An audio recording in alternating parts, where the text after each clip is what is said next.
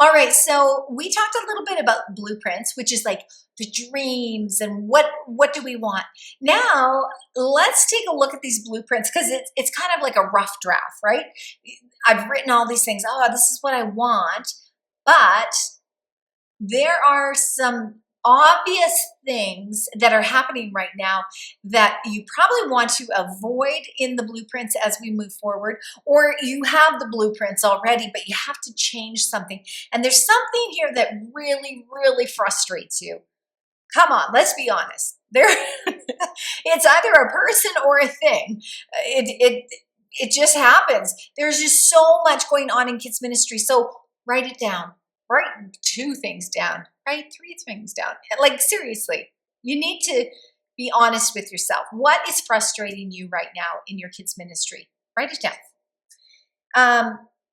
You know, I think that sometimes we don't even realize that we're battling something in kids ministry too. Like it's not that it's nothing terrible going on in how things are functioning, but you're just like, oh, I just feel like we're not moving forward, and I get pushback on this, and that's a battle that's going on. Now, a battle can be spiritual and a battle can be very real. It can. It can be from an external force coming in and you didn't see it coming. You didn't have any way of knowing that this thing was going to happen. A lot like the circumstances while I'm filming this, we're still dealing with a pandemic and restrictions coming in and shutting children's ministries down again.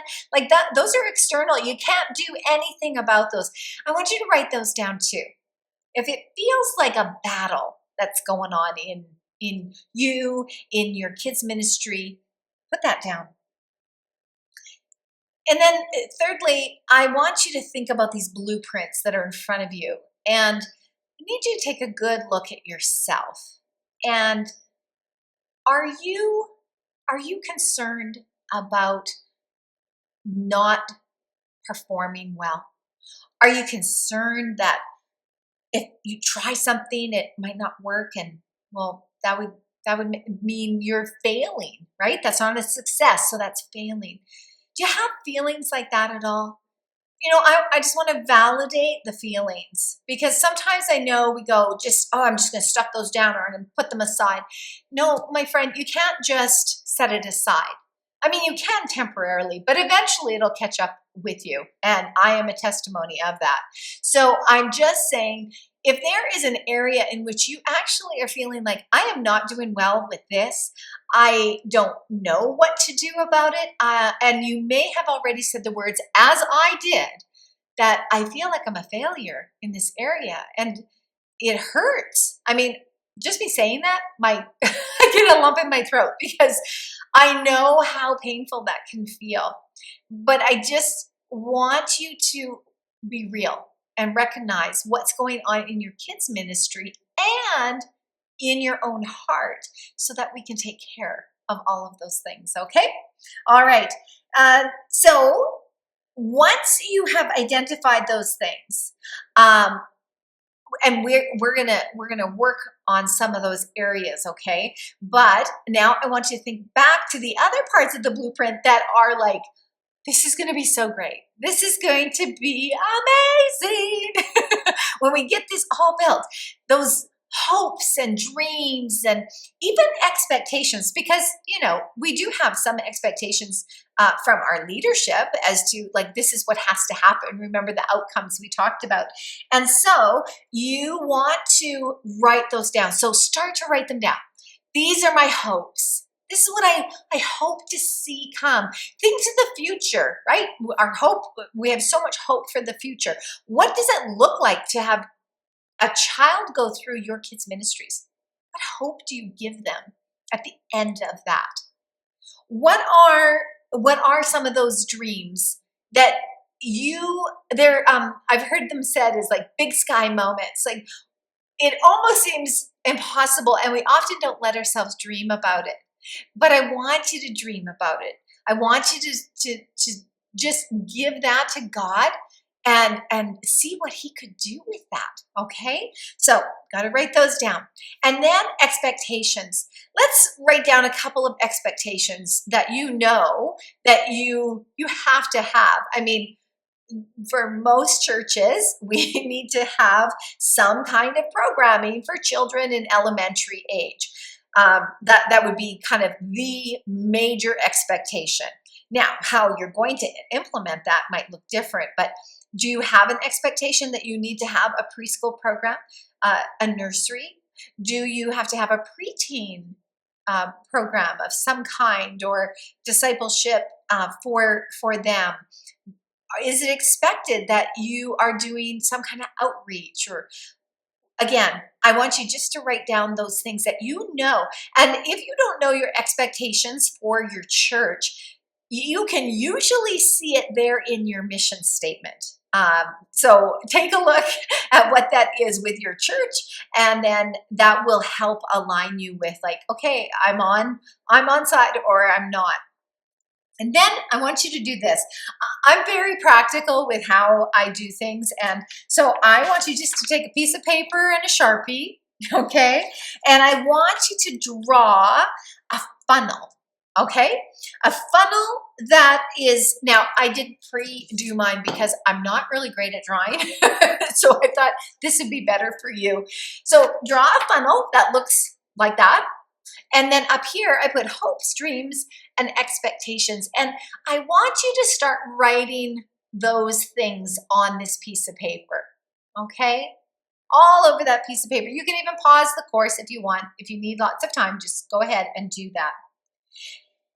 And what happens is that when we put it down on paper, we begin to see like, wow, the possibilities of what I could do.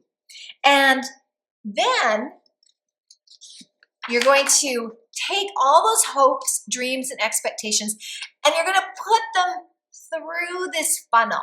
Okay, now this truly happened to me. I came home from a very large conference, and there was the most amazing speakers and ideas and resource providers. And I wanted to do it all. I was so excited to go home. But then the reality hit that I didn't have a budget. I didn't have the people to do these things. It wasn't necessarily all the vision of the church to do those things. And I was just praying one day saying, God, I don't know what to do, because I really think I should do some of these great things. They're all succeeding is how I saw it in my mind. And I want to be like that too. And you know what the Lord said to me? He said, lift your hands up like this. Now, this to me was like a funnel. And he was trying to say to me, Leanne, lift your hands to me. And now take all those hopes, dreams, expectations, and you just put them all in this funnel. Let them come through to the middle, and you just hold your hand out. So that's why this looks like this. See the drop? And he said, ask me what the one drop is and where you want me to start. So that's what I did. And the one drop was just enough for me to step into the direction that he wanted me to go. It didn't overwhelm me or the church or the volunteers. It was just enough. It was exactly what he wanted. And I put 3 little drops down at the bottom here to represent a drop for hope, a drop for dreams, and a drop for expectations.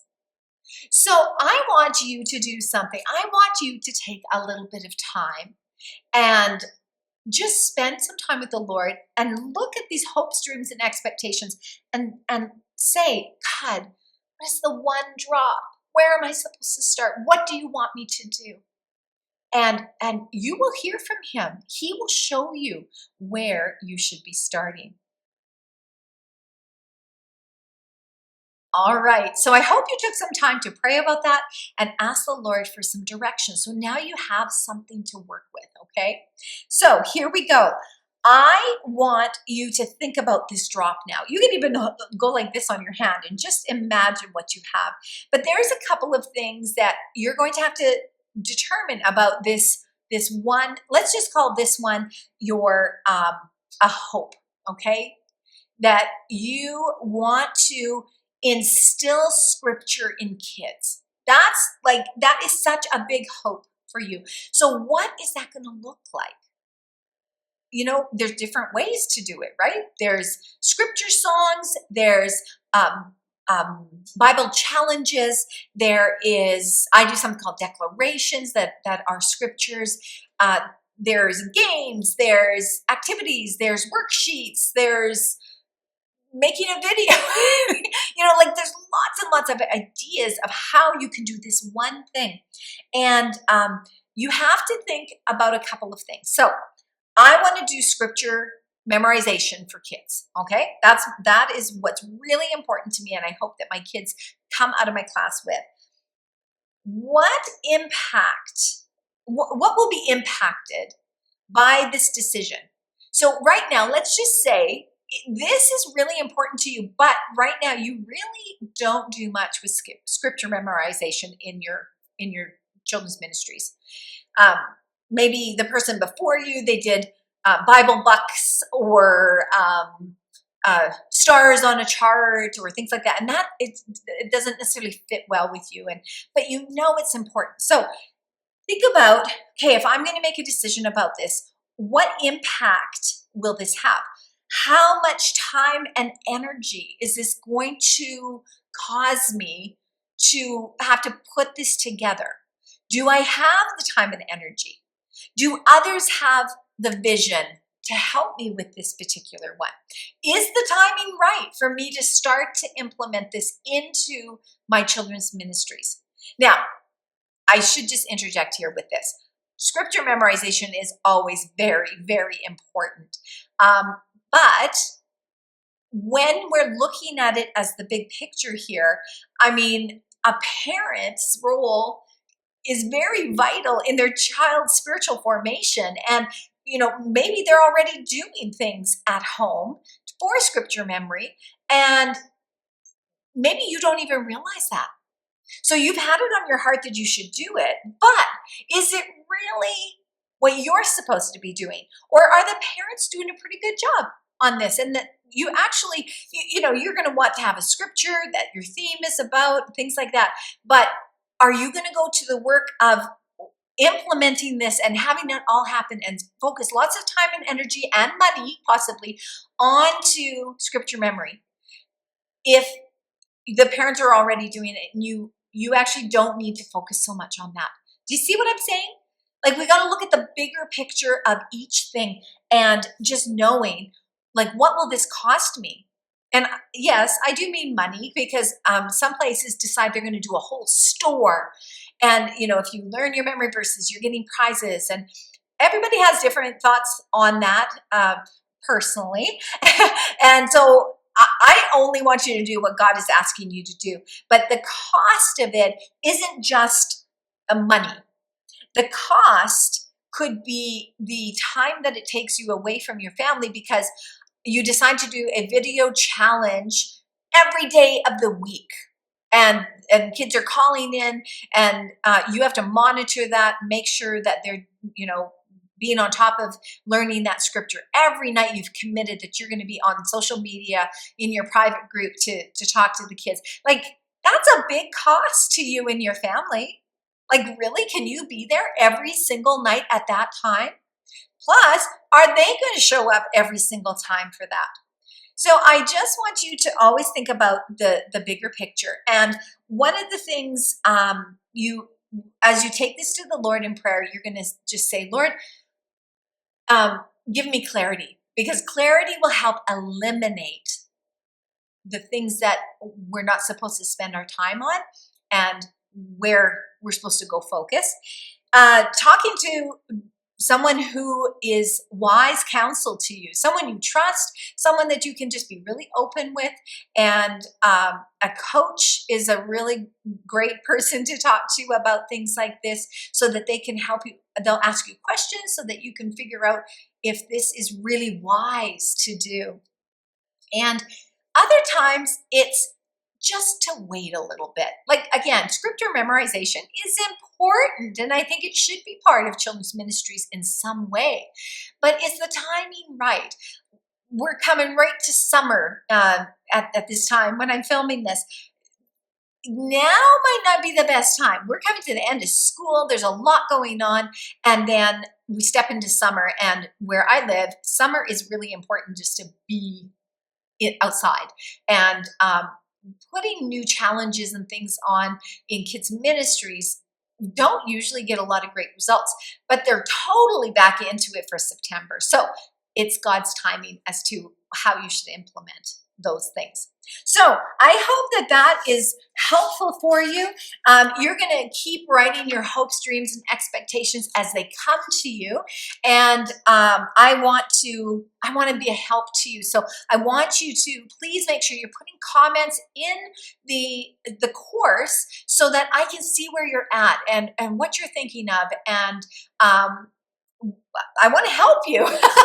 I want to help you figure this part out because it's really, really important. And all right, let's keep moving along as we're not even at the foundation yet. Can you believe this? We're going to get there very, very soon.